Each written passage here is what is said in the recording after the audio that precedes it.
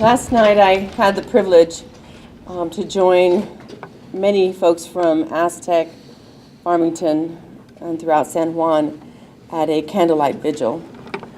It was amazing to see the unity of the community, from little kiddos to the grown-ups, teachers, pastors, and to see the unification of the community.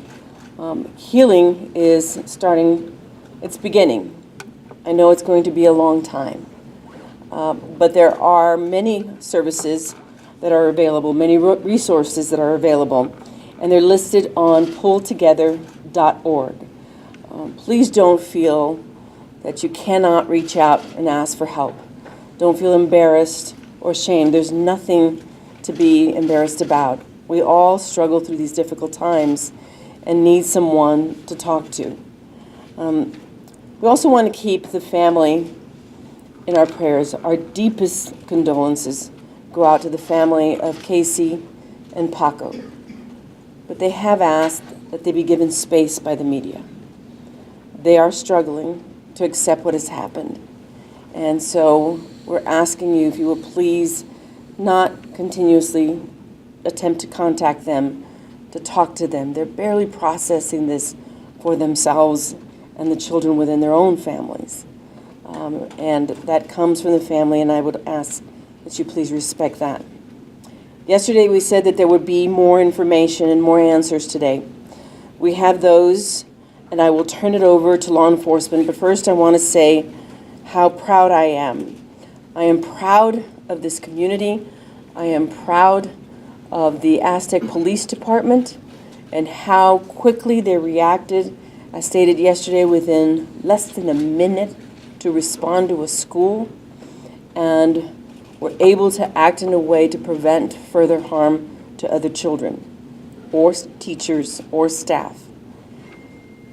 I am so proud of the people inside the school, and they were truly heroes, many of them, on how they kept the kids safe once lockdown took place, once they understood what was happening. I will then turn it over to Sheriff Christesen, who can tell you more about the acts of bravery, and also to Chief Kassetas, who can also, both of them together, share with you some of the facts that were learned yesterday throughout the day as they continuously worked through the daytime and nighttime in gathering information about what took place at Aztec High School. Sheriff Christesen? Do I get to use the stool? Yes, sir. Okay.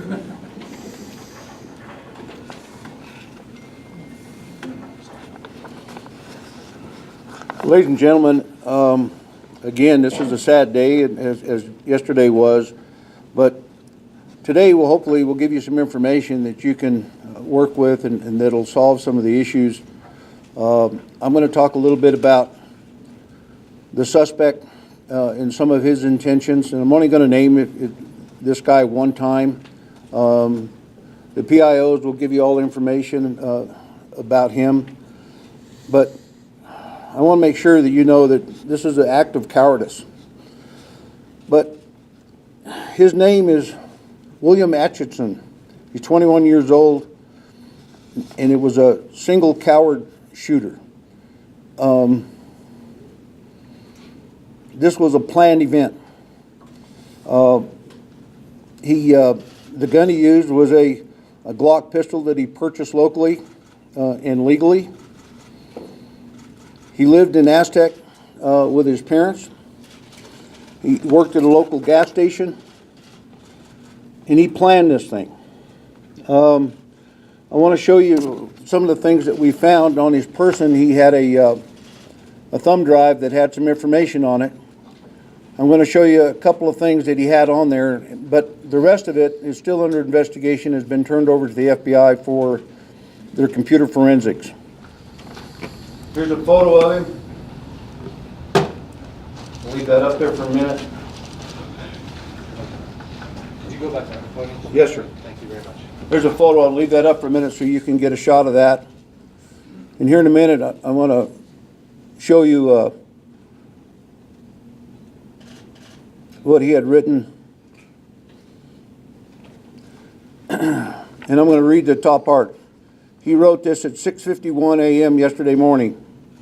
If things go according to plan, today would be when I die. I wait until the school buses are detected, then head out on foot disguised as a student. I go somewhere and gear up, then hold a class hostage and go ape shit, then blow my brains out. I'm not going to read the rest. I'm going to let you do that.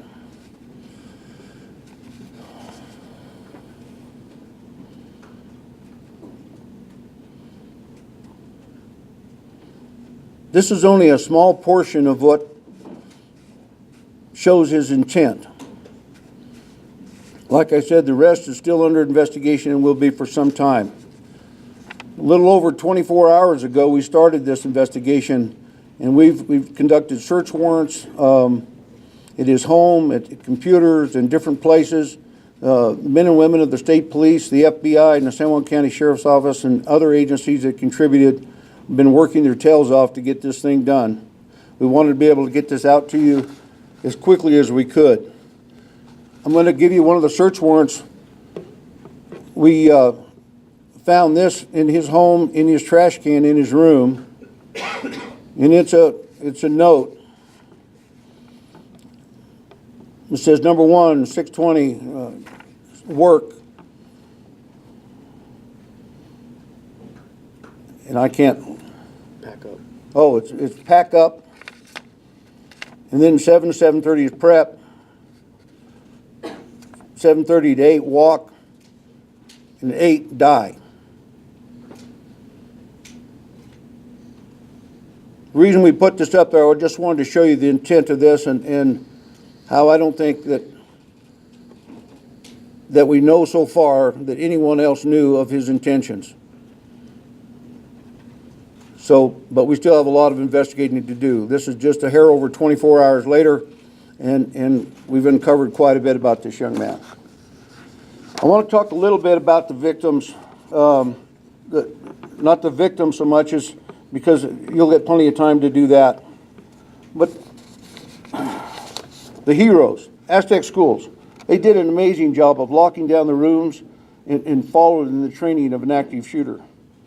Their swift action saved a whole bunch of lives and a lot of devastation. One person in particular, her name is Kathleen Potter. She's a 74-year-old substitute teacher. She had 16 kids in the classroom with her. When she heard the shooting going on, she didn't have a key to lock, because she's a substitute, she didn't have a key to lock the door, so she took all the kids and put them into an office area in a supply room or storage, and they barricaded the door with a couch. That person, the shooter, came into that room when was hollering, and I know you're in there, and fired multiple rounds through the walls, hitting no one. We're blessed. The good Lord was watching. We had angels over those kids and that teacher. Thomas Hill, the custodian, he heard the shots, spotted the shooter, and followed him through the screaming at the shooter as he pursued him, yelling at teachers to lock down. We have an active shooter. He continued to yell and follow and warn others. These people are true heroes that they're right here in our community. That in every one of these things, there's someone steps up and does the right thing. And these folks did it. These are just a couple of them. And then we talk about the Chief Hill and his crew getting there within a minute. Folks, that's fantastic. And it was because of that quick response that deterred him from shooting anybody else. He was determined to create as much carnage as he possibly could. A couple of people, the first ones there was Lieutenant Joe Gonzalez and Captain Troy Morris, along with the chief and the school resource officer, were the first ones there, and they did an outstanding job of deterring this. I want to thank them and the community. And one thing that we always get up here and talk about what a great job and how well we get along, and that's fine. But I want to tell you what the community has done. There's so much food and outpouring from the community, owners, people offering everything in the world. But the command post and here at the office and all over was We have so much food, we're going to have to give it away. And they brought coffee, donuts, sandwiches, barbecue, whatever, to help all the people here. And I appreciate that from our community. We're very blessed to have the community we have. And folks, I just want to say thank you very much. And I'm going to turn it over to the Chief of the State Police, Pete Kassetas. Thank you, Sheriff. I'll walk through a little bit about what we know about the action of the suspect. We know that he entered that school, as the sheriff said, mingled with the students at about 8:04. When he did that, he had a backpack with him. We know he had one pistol on him, the 9mm Glock, and multiple magazines with him. He went to a second floor bathroom area where he was preparing to confront the students. Luckily, they were in class. There wasn't a lot of students milling around the hallway. The male subject, the first victim, Paco, had actually excused himself to go to the restroom, and that's where when he opened the door and entered that restroom, he encountered the suspect. He had absolutely no chance to survive that encounter. The suspect immediately started firing at him, and he never exited that restroom. The suspect did. He exited into the hallway where he encountered the second victim, female. He immediately shot her dead, right where she was at. From there, as the sheriff had said, shots had been heard, and the staff sprung to action. He walked up and down the hallway, firing randomly. Don't know how many rounds right now, multiple rounds. Some of you have seen some video of some rounds that has exited a glass area of a walkway. That was him shooting out of the glass, shooting into the classrooms. As was indicated earlier, he did enter that computer lab where the teacher had barricaded those kids in the back. He knew they were back there. He fired rounds towards them. Luckily, they were all sheltered down in place, fired over their heads, we believe. He exits, walks down the hallway. By all indications, we believe he takes his own life using that very gun. We're still working through the scene. There is a lot of, as you can imagine, shell casings. I mentioned the multiple magazines. He did reload multiple times. I don't know how many. After he had, we believe, shot himself, during the time, I suppose, he was making up his mind to end his own life, Aztec Police Department was there. Again, to gain access and entry into the school, they actually shot out a window and made entry into the school. We believe that happened just before he ended his own life. Next up is Terry Wade, the FBI SAC, who's going to talk about a little bit of interaction that his federal agency had with the suspect. Terry? Good morning. On behalf of the men and women of the FBI, I want to offer our heartfelt condolences to the families of Francisco and Casey. We can't begin to understand their grief and their sense of loss. Our hearts are with them, as well as everyone in the Aztec community who is mourning this terrible tragedy. The FBI is committed to assisting the New Mexico State Police, the San Juan County Sheriff's Office, and the Aztec Police Department as we continue this investigation. Right now, we are conducting interviews as we try to understand what led up to yesterday's attack. Additionally, we have victim specialists who are here to help those who are grieving.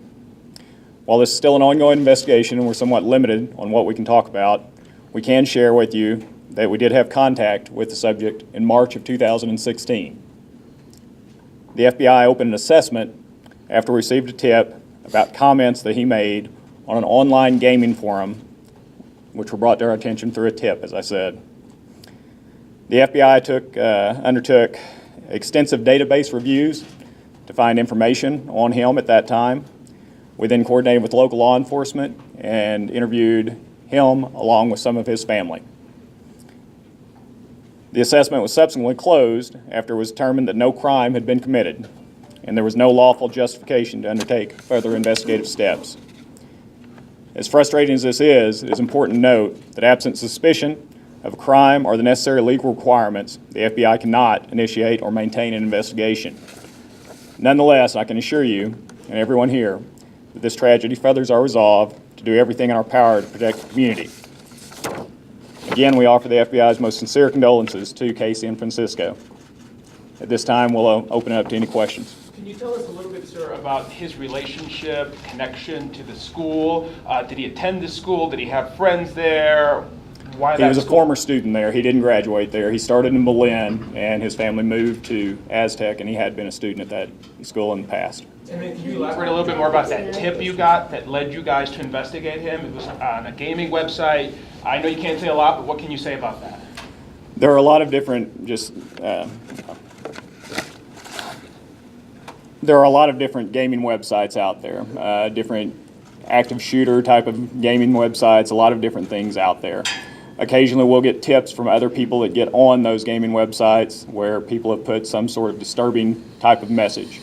That's what occurred in this one. It was not a specific threat. It wasn't about Aztec in particular. We had to do some research to find out who made the post in the first place. So those were the initial investigative steps. They ended up tying back to him, and that's what led us to interview him. Jerry, can you say what the message was? Just some clarity on that. Disturbing message. Generally speaking, it was, if you're going to conduct a mass shooting, does anybody know about cheap assault rifles? Something along those lines. It was very generic, not a specific threat, but disturbing enough that we wanted to find out who put it up there and follow through. And then what happened? Like I say, we did a lot of database checks and found no derogatory information on him, no ties to other organizations or anything like that. We still have no information that he had any ties to any type of organizations. The investigation on that's ongoing, but we don't have any indication of that. We did conduct an interview with him at his home, and we talked to him extensively. He was cooperative. At that time, he didn't have any guns. He showed us an airsoft gun that he had. We talked to him extensively. He told us that he enjoyed trolling on the internet like that to get people to go back and forth on those type of statements. And the agent specifically asked him if he had any plans about conducting an attack and expressed to him the seriousness that we take these type of things. He assured us that he had no such plans, that he did this, as I said, he liked to troll and do things like that. There was corroboration through that through another family member, and at that time he had no weapons and no derogatory information, and there was, as I say, no lawful purpose for us to continue to look at him. When you have a tip like this, is there any coordination with you and local law enforcement to let them know that someone is on your radar? We did. We initially shared the initial information with the Aztec Police Department and then followed up to let them know that we didn't have anything further on this individual. Can let me add something to that? During the interviews, one of the family members said he's known for making outlandish statements, and that was one of the things he liked to do was just to see how riled up he could get people by making those kind of outlandish statements. It's clear from what you showed us that he was unhappy for some reason, but can you tell us anything more about why he was unhappy? Why exactly he was so bothered and troubled? No. Don't know. We No. don't know. Don't know. He's the only one that knows, and he's got a bullet in his head, so don't know. Have you guys talked to his family at all? He said he lived with his parents. What have they said? We have had contact with him, but that's part of the ongoing investigation. It'd be better not to get into that right now. Are you guys looking through his social media in the prior weeks and months to see if anything was posted, anything that could have possibly alerted you guys or somebody that he may have been planning this? Absolutely. Have you found anything? No. I will tell you this to expand. It was very evident that he wanted us, law enforcement, to find the thumb drive. It was on his body. So there's a lot more that we're going to have to do as far as an investigation and data mining and looking at that, and that's why it was turned over to the FBI. They have that expertise. It's going to take some time, and I'm sure that when that's done, there's going to be a lot more information. We just probably barely scratched the surface of that. So some of the questions you're having about maybe what was speaking to his mind frame at the time may come up then, but for now, we don't know. Is there any reason to believe he knew these two victims, or they just happened to be in front of his path at that moment? I think they just happened to be in the wrong place at the wrong time. We do not believe they were targeted. That's right. Exactly. When the FBI was when you were at his house, what was the family? You obviously spoke to his parents, I'm assuming. Well, don't want to get too deep into that as this is ongoing, but he was cooperative. And the parents were cooperative? The family was cooperative with us.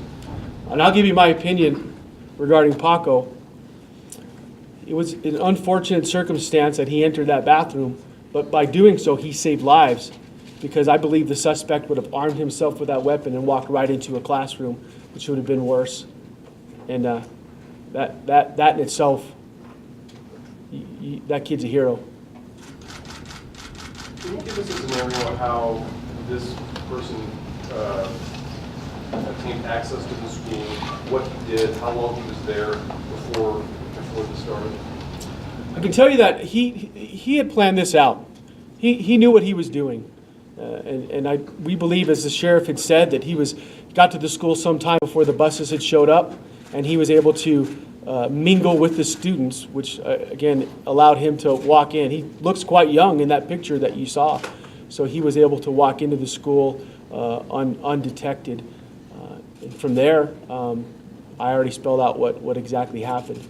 But from what the sheriff had said with the prior writings, and of course the sticky notes pretty telling, he had planned this out for some time. How long and when he started the planning, I don't know. And hopefully in that thumb drive where we believe he has information, he'll line that out for us. Just for some of us not familiar with the high school, this is a high school that students don't have identification, or how does that work there?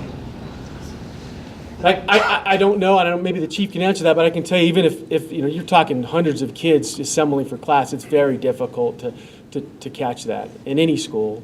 So, from your experience as investigators, why do people like this want you to find a thumb drive, or want you to know why they did what they did, or something like that?